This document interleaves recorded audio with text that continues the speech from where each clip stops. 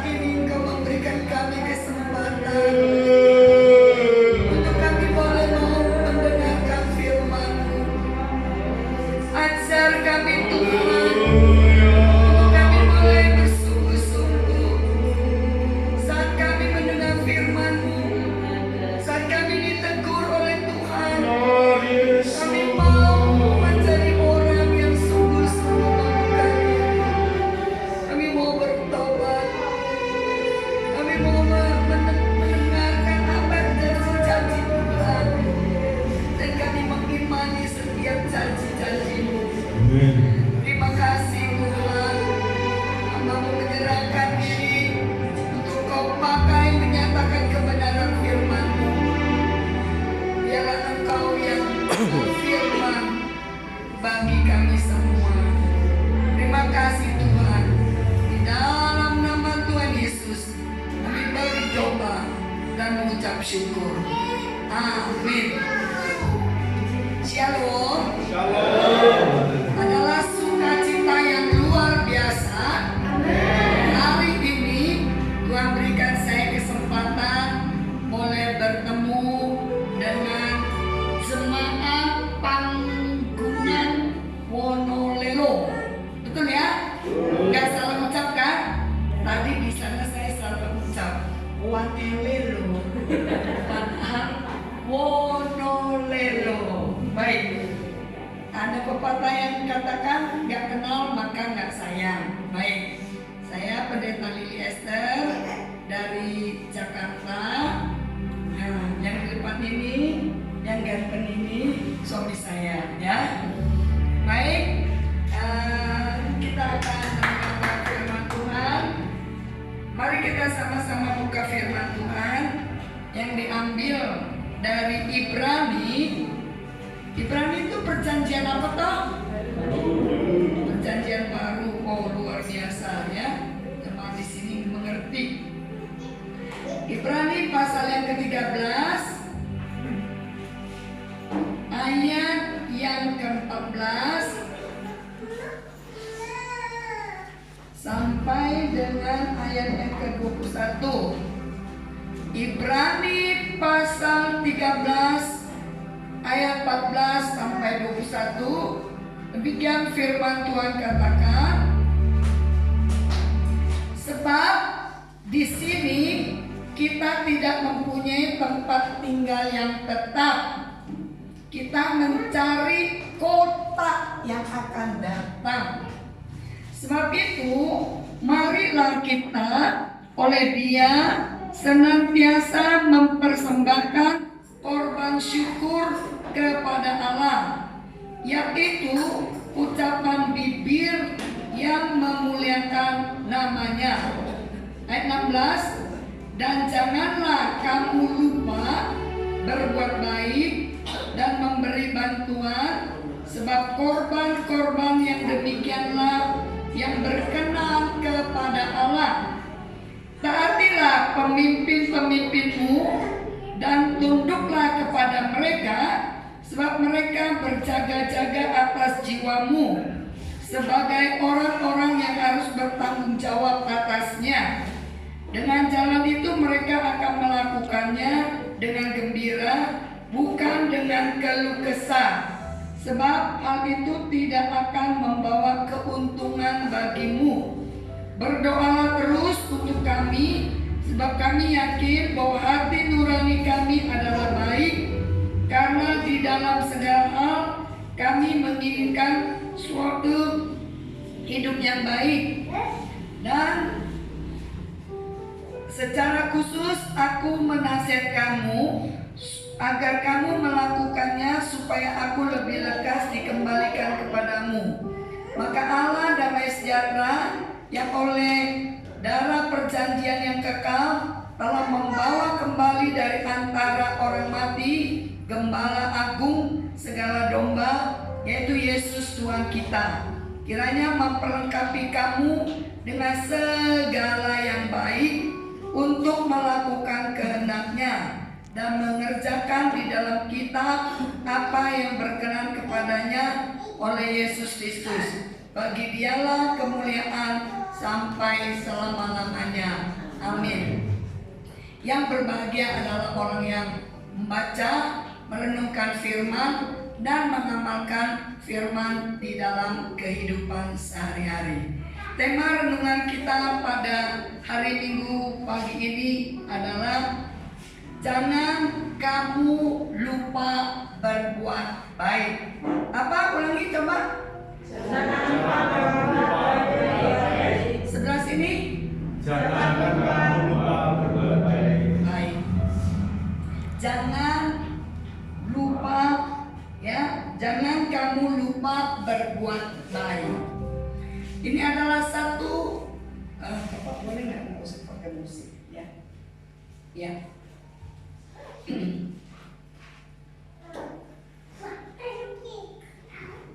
Ya. Jadi firman Tuhan ini mau mengajarkan kepada kita agar kita sebagai anak-anak Tuhan jangan lupa untuk berbuat baik. Sudah di ayat yang ke-14 itu jelas memberitahukan kepada kita bahwa kita ini di dunia ini adalah sifatnya sementara, ya. Tetapi suatu hari nanti, ya, kita akan, ya, mencari kota yang akan datang. Apa maksudnya? Artinya di dunia ini sementara, nanti suatu hari lagi kita akan pindah tempat, yaitu berada di surga yang mulia. Saudara, siapa yang punya hak untuk mendapatkan surga? Yang berhak untuk mendapatkan surga adalah orang-orang yang sudah mengenal dan menerima Tuhan Yesus sebagai Tuhan dan Juru Selamat. Apa tanda kalau seseorang itu sudah menerima Tuhan Yesus sebagai Tuhan dan Juru Selamat? Tanda yang menyertai orang yang mengatakan dia adalah orang yang percaya adalah dia harus berbuat baik. Berbuat baik adalah satu keharusan dari setiap orang yang percaya.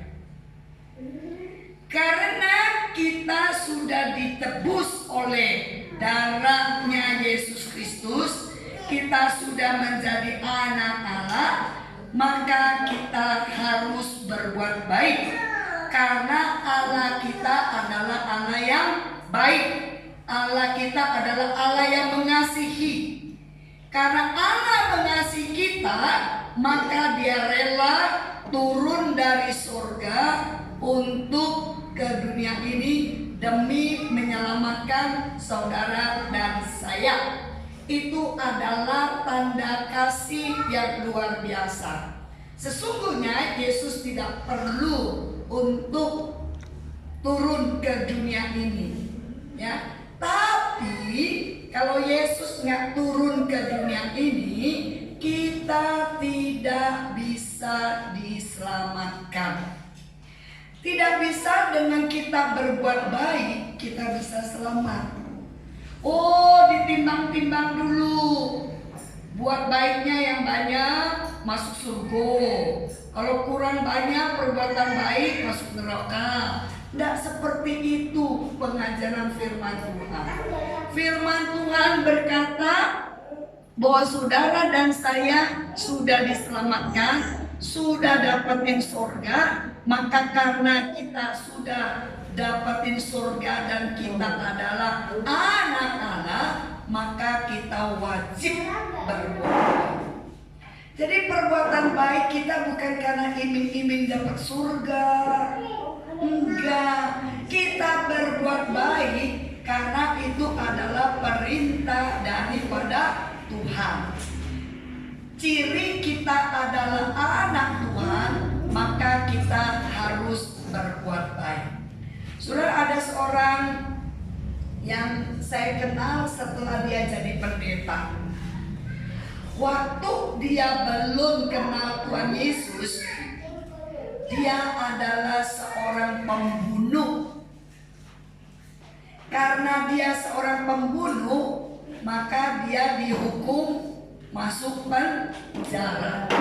Waktu dia masuk penjara, dia mendapatkan berita Injil, dia bertobat. Karena itu dia betul-betul meninggalkan dan menyesali akan segala kejahatannya, dan dia mau berbuat baik, dan dia mau mempersembahkan dirinya. Akhirnya dia menjadi seorang pendeta. Waktu dia menjadi seorang pendeta, yang dia layani apa? Yang dia layani adalah orang-orang yang sama dengan dia waktu dulu. Orang-orang yang masuk penjara, orang-orang yang narkoba, orang-orang yang hidup di dalam kegelapan. Orang-orang itulah yang dia layani. Saudara, kita bisa melihat ketika seorang mengalami pertobatan, maka ada pembaruan daripada hidup. Pembaruan daripada hidup itulah yang membuat kita ini harus melakukan perbuatan baik. Sehingga firman Tuhan menasihatkan kepada kita, jangan kamu lupa berbuat baik dan memberikan bantuan. Sebab itu yang Tuhan suka. Korban, ya, dikatakan korban-korban yang demikian yang berkenan kepada Allah. Jadi waktu kita tahu berbuat baik, tahu memberikan yang terbaik, maka itu menyenangkan hati Tuhan. Saudara mau menyenangkan hati Tuhan? Kalau saudara mau menyenangkan hati Tuhan, maka saudara dan saya harus berbuat baik. Jadi berbuat baik bukan pilihan. Bukan, oh boleh pilih buat baik, boleh pilih buat jahat. Enggak. Firman Tuhan katakan jangan lupa, ya, jangan kamu lupa berbuat baik dan memberikan bantuan. Sudah bahasa Indonesia sangat bagus sekali, ya.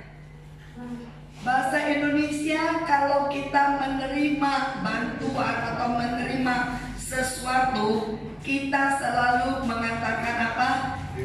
Terima kasih. Sudah tahu nggak arti kata terima kasih? Ya, terima kasih ya terima kasih, Bu. Itu yang kami tahu. Nah, saya jelasin ya. Terima kasih. Terima, kalau orang memberikan, kita terima kan? Terima kasih. Nah, sekarang terima, besok-besok harus ngasih. Jadi jangan terima. Nggak ada kan bahasa Indonesia terima. Waktu kita terima barang orang, kita bilang terima. Nggak ada kan? Kita selalu bilang apa? Terima kasih. Sekarang terima, besok-besok ngasih. Nah, itulah firman Tuhan mengajarkan kita berbuat baik. Berbuat baik itu adalah ciri daripada orang percaya. Saudara, ada cerita. Suatu hari yang namanya Mr. Cobbler, dia adalah tukang sol sepatu. Tapi tukang sol sepatunya bukan di Indonesia, di luar negeri. Nah, waktu Mr. Cobbler ini suatu hari tidur, biasa tidur sih, suatu hari dia bermimpi. Apa mimpinya? Mau tahu? Mimpinya, oh Yesus Tuhan akan datang ke rumahnya. Kira-kira kalau seperti itu siap-siap nggak dia? Yes. Iya ya, mau kedatangan tamu, apalagi dalam mimpinya itu yang mau datang Tuhan Yesus pasti siap-siap. Rumahnya yang tadinya nggak kinclong ya, dia buat jadi kinclong ya. Kemudian dia masak makanan yang paling enak yang dia bisa ya. Jadi saudara, kemudian sudah masak, sudah siap. Wah, hari ini Tuhan mau datang.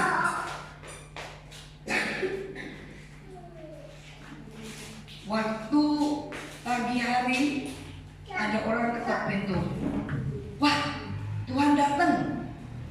Dia pas buka, ternyata bukan Tuhan yang datang, tapi seorang tukang pos yang lagi kedinginan. Karena pada waktu itu lagi musim salju, kedinginan, itu sampai gemeteran gitu ya. Kemudian Mr. Kobler ini merasa kasihan. Dia bilang, ya udah masuk, dikasih ganti pakaian, dikasih baju hangat, kemudian ada makanan sup yang dia siapin sama untuk Tuhan, dia bagi kepada si tukang pos yang lagi kedinginan. Habis makan, si tukang pos melanjutkan perjalanan. Dan berikutnya dia santai-santai lagi tunggu Tuhan Yesus datang. Yang kedua, ternyata waktu ada yang dengar ketok-ketok, dia pikir, wah ini Yesus ya, buru-buru buka. Ternyata yang datang seorang anak kecil yang sedang nangis. Saya nyasar Pak, boleh antar saya pulang nggak? Ini alamat saya, tentu pakai bahasa Inggris. Kemudian si Mr. Kobler itu kasihan. Tapi tahu nggak anak kecil, saya ini lagi nungguin tamu saya datang. Tapi anak kecil itu terus nangis, pengen minta diantar pulang. Akhirnya Mr. Kobler tulis surat, aku untuk Tuhan, tinggalin di atas meja. Tuhan Yesus kalau datang makan dulu ya, saya lagi nganter anak kecil yang nyasar. Kemudian ditaruh di atas meja, dia pergilah nganter anak kecil itu. Karena rumah anak kecil itu jauh banget ya, apalagi musimnya lagi musim salju, tidak gampang saudara ya. Tapi akhirnya udah nganter, dia buru-buru pulang. Yuk udah ya dah, karena aku ada tamu nih gitu ya. Cepet-cepet pulang. Sampai di rumah udah jam 9 malam. Pas waktu dia lihat di meja dan dia buka, kalau di sini duduk saji gitu ya, dia buka, ternyata makanannya masih lengkap. Ya kok Tuhan belum datang. Asatailah capek baru habis nganter anak yang nyasar. Nggak lama kemudian ketok pintu, wah ini pasti Tuhan nih. Untung Tuhan datang tepat pada waktunya katanya gitu. Udah nganterin anak kecil pulang, sekarang Tuhan baru datang. Tapi itu kaget dia, ya kaget campur kecewa. Karena yang datang ternyata ibu-ibu yang lagi pakai daster. Mbak tolong, anak saya sakit, demam, suami saya masih di luar kota. Mr. Kobler kasihan lagi, ya gimana nih? Kemudian dia tulis surat lagi. Tuhan Yesus, sekarang udah malam, nanti kalau Yesus datang, makan ya, saya lagi nganter ibu yang anaknya sakit. Kemudian akhirnya diantar, terus singkat cerita pulanglah dia, kurang lebih jam 11:30 lewat. Dan dia senang juga, ternyata Tuhan Yesus tuh belum datang, masih setengah jam ya, karena Tuhan Yesus kan dalam mimpinya janjinya datangnya tanggal segini.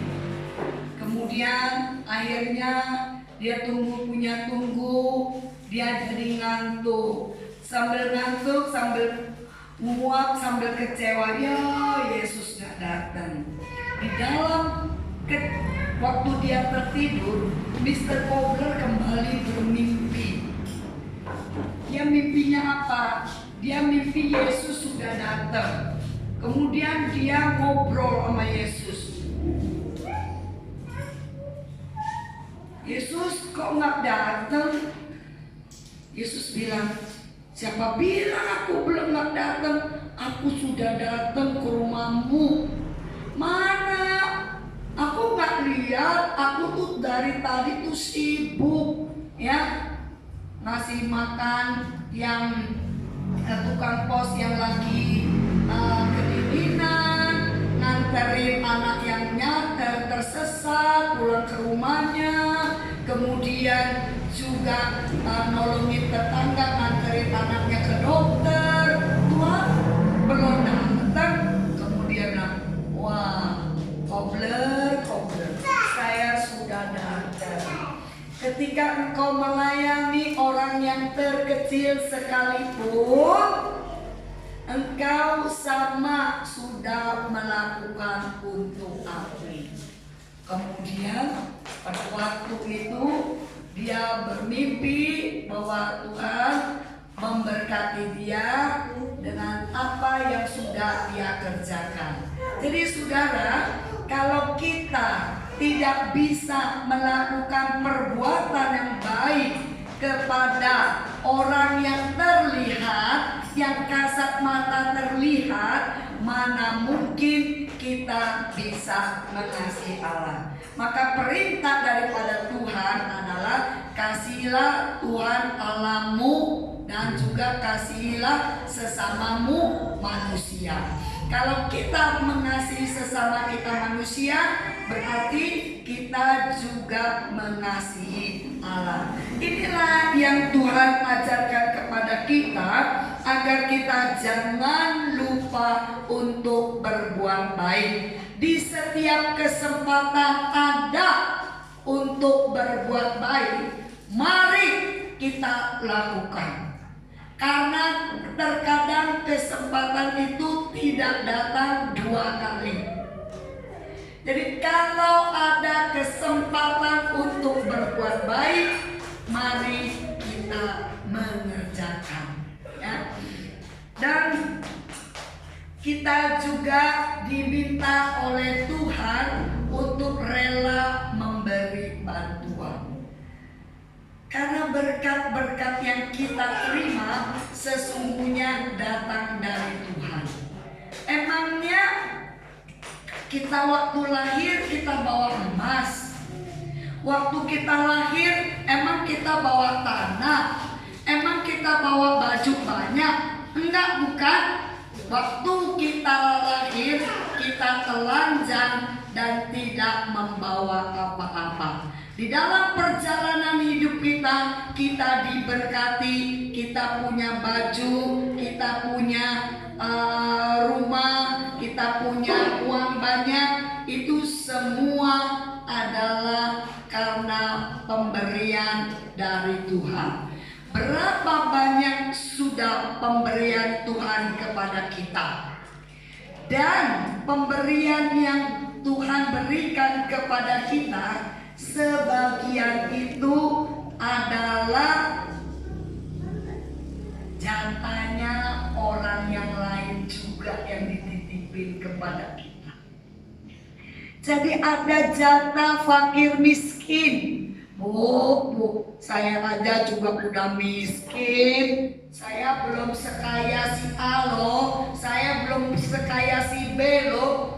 Jadi saya nggak usah memberi lah. Saya aja masih kekurangan.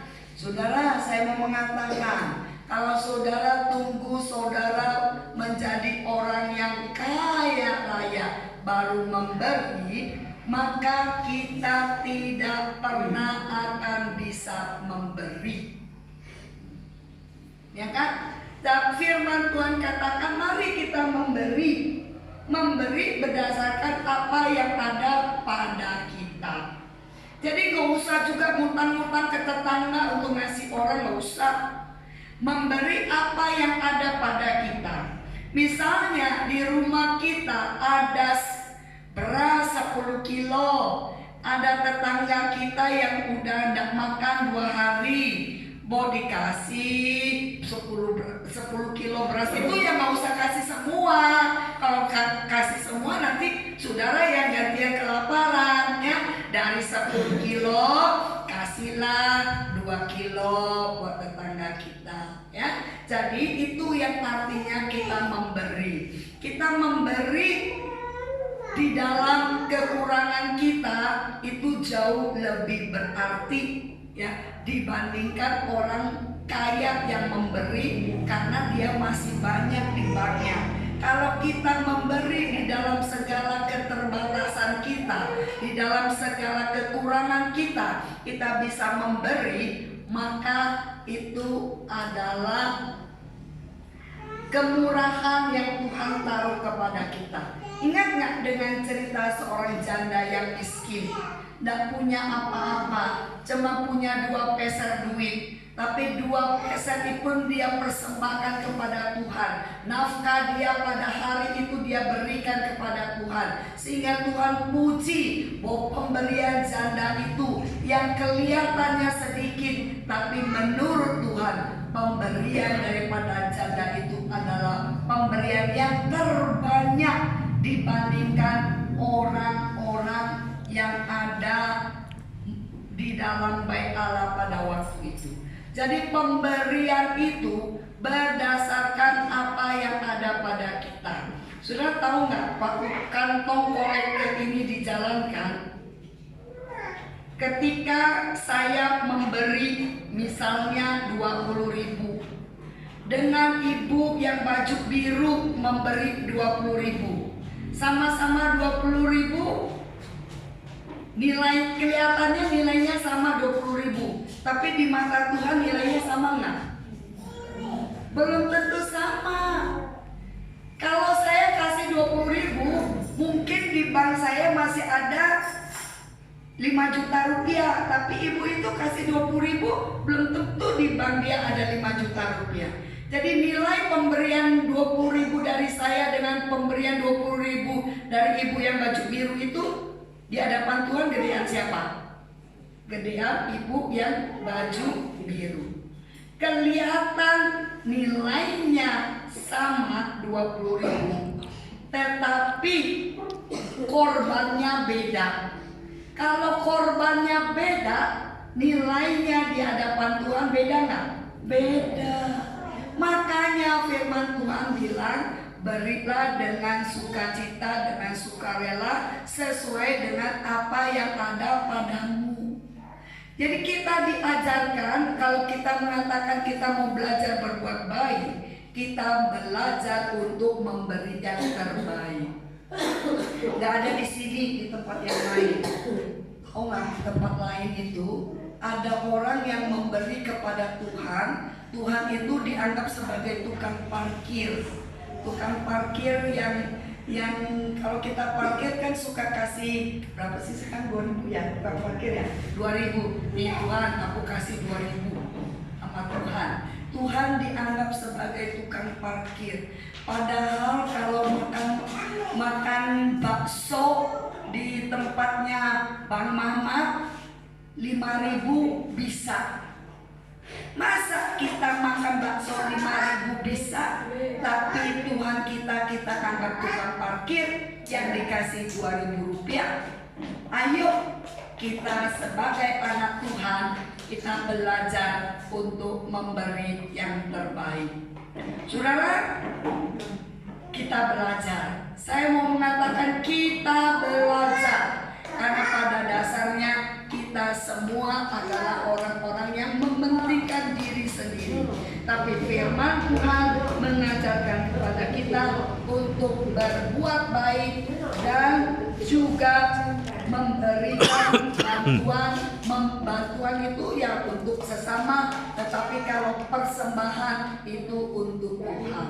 Sudah ada banyak orang yang kalau untuk makan loyal, tapi untuk ngasih Tuhan, apalagi ngasih hamba Tuhan, mikirnya 10 kali. Boleh nggak seperti itu? Benar nggak boleh, tapi dijalanin. Nah katanya nggak boleh ya, bukan saya yang bilang nggak boleh ya, teman-teman yang bilang nggak boleh. Benar, kita belajar memberikan yang terbaik untuk Tuhan. Kemudian di ayat yang berikutnya, ini luar biasa juga, di ayat yang ke-17 dikatakan, Taatilah pemimpin-pemimpinmu dan tunduklah kepada mereka, sebab mereka yang berjaga-jaga atas jiwamu. Jadi Bapak Ibu diajar untuk berbuat baik dalam menghormati hamba Tuhan kita. Sekalipun hamba Tuhan kita kelihatannya masih muda, karena dia adalah orang yang dikirimi Tuhan untuk menggembalakan saudara, maka saudara wajib melakukan perbuatan baik kepada hamba Tuhan daripada Bapak, ya. Dan Bapak Ibu wajib untuk nurut taat kepada hamba Tuhan selama hamba Tuhan ini mempraktekkan akan kebenaran firman. Kalau dia nggak mempraktekkan kebenaran firman, nggak usah taat. Kalau ada hamba Tuhan yang ngajarin nggak benar, jangan nurut. Saudara, belum lama ini saya sampai terkaget-kaget. Kaget apa? Kok iso toh ada hamba Tuhan yang memperkosa anak jemaat? Kalau kayak begitu hamba Tuhan model gitu perlu taat nggak? Nggak usah. Laporin dia biar masuk penjara. Jadi firman Tuhan itu nggak hanya ditujukan ke jemaat, tapi juga ditujukan kepada hamba Tuhan, pada saya juga. Jadi bagian ini dikatakan taatlah pada pemimpinmu dan tunduklah selama hamba Tuhan itu mengajarkan kebenaran yang sesuai dengan kebenaran firman. Jangan lihat, ya Bapak ini kayaknya masih muda Aku ini udah eyang 75 tahun. Ini aja pantas jadi anakku, jadi gak usah nurut. Gak bisa, karena Tuhan sudah kirim dia menjadi pemimpin kita. Sekalipun dia muda, maka kita tetap wajib untuk memberikan penghormatan dan sekaligus untuk memberikan kecukupan kepada keluarga hamba Tuhan. Saudara, jangan pikir Bapak siapa Pak? Tejo. Pak Tejo, jangan pikir Pak Tejo situ kasih sponsor apa, pesan apa sama Pak Tejo, sama Bu Lili. Saudara, enggak, aku enggak pernah dapat pesan sponsor dari Pak Tejo. Sesungguhnya saya itu baru kenal Pak Tejo, ya. Jadi baru kenal sama Bu Adriana itu juga baru kenal, ya. Luar biasa ini pelayanan pekerjaan Tuhan. Baru kenal tapi kita bisa sepertinya udah kenal tahunan ya Pak. Padahal baru kenal. Jadi saudara, ketika saya mengajari jemaat saat ini, taatlah pada pemimpin dan tunduklah kepada mereka yang menjaga jiwa daripada saudara. Artinya saudara itu diberikan seorang pemimpin untuk mengajar dan mengayomi. Jadi Bapak punya tanggung jawab berat loh, besar untuk mengayomi, ya, memberikan pengajaran yang baik. Tapi jemaat, engkau juga harus memperhatikan kehidupan hamba Tuhan. Itu pesan daripada firman Tuhan. Kemudian apa yang firman Tuhan katakan? Berdoalah terus untuk kami, ya. Jadi firman Tuhan ini sungguh sangat luar biasa, ya. Selain saudara diajar untuk melakukan perbuatan baik, ya, tetapi saudara juga diajarkan untuk lebih lagi berseru kepada Tuhan. Saudara, saya mau tanya, gimana kehidupan doa saudara di tempat ini? Kalau saudara malas berdoa, kalau saudara tidak suka datang kepada Tuhan, maka berkat juga jauh dari saudara. Kalau saudara mau lebih dekat dengan Tuhan, berkat Tuhan juga akan mengalir dalam kehidupan kita. Betul, Tuhan itu selalu memberikan yang terbaik kepada kita. Kalau kita tahu memberi yang terbaik kepada Tuhan, Tuhan nggak pernah merugikan kita, itu pasti.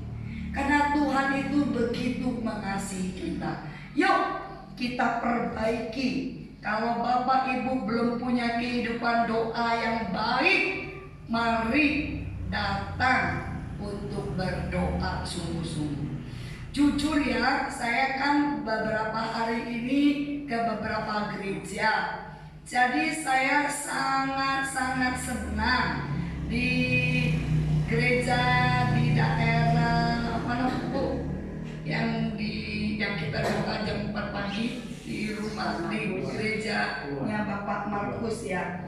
Nah, saudara tahu nggak mereka berdoa pagi-pagi jam 4 di rumah jemaat. Saya sampai kaget, saya masih ngantuk-ngantuk gitu ya, karena biasanya saya doa paginya jam 5, ini jam 4. Jadi saya kan bilang sama Pak Markus, saya mau ikutan doa pagi ya. Tapi pagi loh Bu, sebelum jam 4 saya udah jalan loh. Saudara, saya dibangunin jam 3.30, lumayan juga gitu ya. Tapi aduh, saya melihat api dan semangat mereka berdoa itu luar biasa. Yuk kita contoh. Saya nggak tahu jemaat di sini jam 4 pagi udah berdoa belum ada. Wah hebat juga di sini ya. Jam 4 pagi sudah berdoa. Tapi semua nggak. Berapa orang? 10, 5. Atau cuma suami istri anak dari Pak Pendeta doang bertobat jemaat. Ayo ikut ya. Kalau jam 4 pagi berdoa. Bu, jam 4 pagi itu capek. Belajarlah. Kalau misalnya Pak Pendeta udah datang berdoa, ya kalian kalau nggak bisa tepat waktu baru kebangun jam 4:10 ya udah datang. Nanti lama-lama bisa jadi tepat pada waktunya ya. Mau? Beneran? Pak, lapor ya Pak, nanti jemaat berdoa ya. Iya. Yang rajin, yang sungguh mau berubah, ntar akhir tahun Natalan ada hadiah dari Ibu Lili untuk jemaat yang mulai hari ini mau berdoa secara teratur. Janji Pak saya, tinggal lapor sama saya kasih hadiah. Ya, khusus untuk jemaat yang hari ini mulai belajar mau berdoa jam 4 pagi. Tapi jangan hanya datang sekali, nanti udah deket Natal baru datang lagi. Yang rutin, absen Pak, absen. Ya, kepada anak-anak Tuhan yang mau mengorbankan waktu untuk cari Tuhan, berkat Tuhan pasti datang. Lewat siapa? Lewat orang yang kita nggak kenal.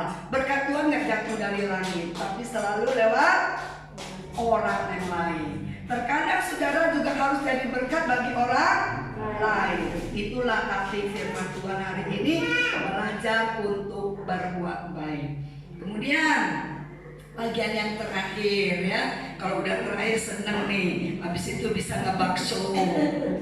Kalau mau ngebakso ngajak-ngajak, jangan makan sendiri ya. Dikatakan bagian yang terakhir ayat yang ke-20, maka Allah damai sejahtera yang oleh darah perjanjian yang kekal telah membawa kembali dari antara orang mati Gembala Agung segala domba, yaitu Yesus Tuhan kita. Kiranya memperlengkapi kamu dengan segala yang baik untuk melakukan kehendak-Nya dan mengerjakan di dalam kita apa yang berkenan kepadanya oleh Yesus Kristus.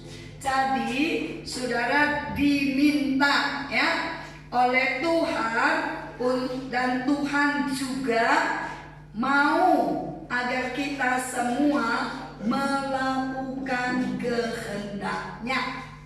Kalau saudara dan saya adalah anak Tuhan, saudara dan saya sudah dimeteraikan oleh darah anak domba Allah, dan saudara dan saya sudah mendapatkan damai sejahtera dari Allah yang tidak bisa direbut oleh manusia. maka saudara diminta untuk melakukan kehendak Tuhan. Mau melakukan kehendak Tuhan? Apa itu kehendak Tuhan? Nggak ngerti, Bu. Kehendak Tuhan pada perikop ini adalah kita apa? Banyak kan kehendak Tuhan, tapi pada perikop ini apa yang jadi judul tema kita hari ini? Berbuat baik. Jangan lupa berbuat baik. Jadi kehendak Tuhan ya pada perikop ini adalah kita diajar untuk berbuat baik. Siapa yang mau belajar berbuat baik, tunjuk tangan. Wah, hampir semua mau belajar berbuat baik. Puji Tuhan ya. Jadi biarlah kehendak Tuhan boleh kita wujudkan dengan kita berbuat baik. Waktu kita berbuat baik, maka bagi dialah kemuliaan sampai selama-lamanya. Waktu saudara dan saya berbuat baik, maka yang mendapatkan kemuliaan siapa? Tuhan Yesus Kristus. Orang akan mengatakan, loh, ternyata beda ya anak Tuhan dengan anak yang lain di luar sono. Ternyata anak Tuhan sungguh-sungguh rindu untuk berbuat baik. Dan waktu saudara berbuat hal yang jahat, yang jelek, nama siapa yang dihina orang? Nama Tuhan. Masa sih katanya orang percaya sama Yesus Kristus, kok perbuatannya mengerikan? Masa sih orang yang ikut Yesus Kristus perbuatannya jahat bener? Jadi kalau kita seperti demikian, maka nama Tuhan kita yang dinista. Tapi waktu kita melakukan apa yang menjadi perintah Tuhan yang baik untuk kita laksanakan apa yang menjadi kehendak Tuhan, maka nama Tuhan dimuliakan. Dan saya percaya kalau jemaat sekarang di tempat ini selalu melakukan perbuatan yang baik, nama Tuhan dimuliakan. Tidak ada bangku yang kosong. Amin. Percaya, karena kita nabur kebaikan, kita akan menuainya. Kalau saudara melakukan kebajikan, percaya suatu hari saudara akan menuai. Walaupun orang yang kita tolongin tidak langsung membalas kebaikan kita, tapi Tuhan bisa kirim jalur orang lain untuk menolong kita. Saya tolong Bu Adriana, misalnya Bu Adriana tidak perlu harus membalas kebaikan saya, tapi ya saya bisa dapetin berkat dari Pak Tejo. Luar biasa kan? Jadi segitiga tuh buat kebaikan ke Bu Adriana. Bu Adriana nggak langsung balas, tapi Tuhan dari surga gerakan Pak Tejo untuk membalas kebaikan saya. Wah, kalau kayak gitu mah sering saya alami, Bapak Ibu. Saya berbuat baik dan saya nggak mengharapkan orang yang saya berbuat baik itu untuk membalas kebaikan saya. Ternyata Tuhan sudah pakai orang lain untuk membalas kebaikan yang saya lakukan, walaupun saya nggak mengharapkan. Karena setiap pemberian harus dengan pemberian yang tulus. Tidak boleh ada yang disebut dengan iming-iming balas jasa. Kalau sudah pikir ada balas jasa, itu pemberian yang sudah tidak murni. Yang saya bilang terima kasih bukan berarti selalu harus ngasih kepada orang yang sudah kita berikan, tetapi bisa juga orang lain yang mengasih kepada kita. ya. Jadi percaya berkat Tuhan itu selalu mengalir ketika kita tahu juga memberi yang terbaik. Saya bersyukur semangat ini oleh mendengarkan firman Tuhan hari ini, dan saya percaya ada pembaharuan yang boleh terjadi di dalam kehidupan kita. Waktu kita sungguh-sungguh percaya, kita bertobat, maka akan hasil buah pertobatan. Buah pertobatan itu akan dapat dilihat dan akan dinikmati oleh orang lain. Saudara mau jadi berkat? Yuk bersama-sama kita berbuat baik. Kita berdoa.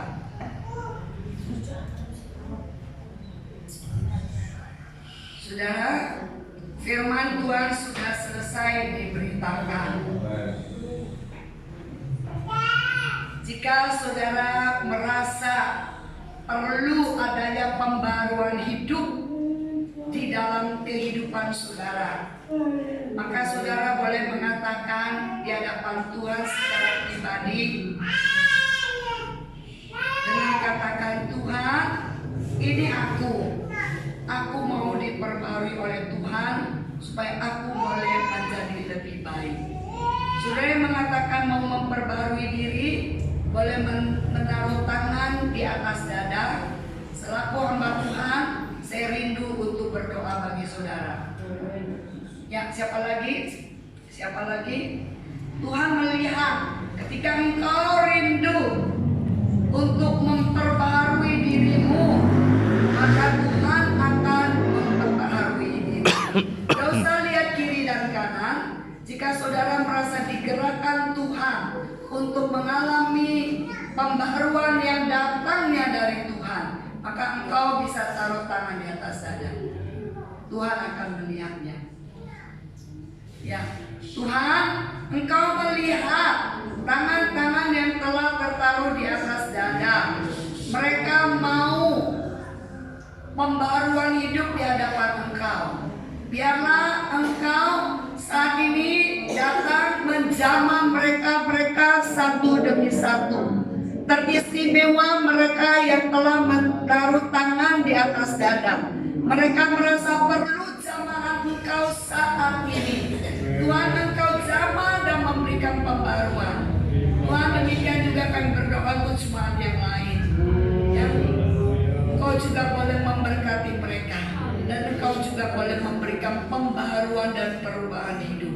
Tuhan, ajar kami semua untuk jangan lupa berbuat baik.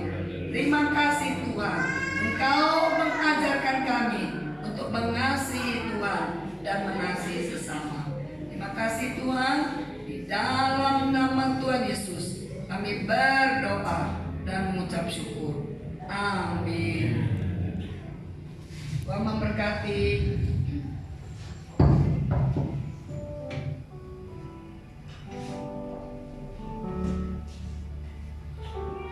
Puji Tuhan, Bapak Ibu semua yang dikasihi oleh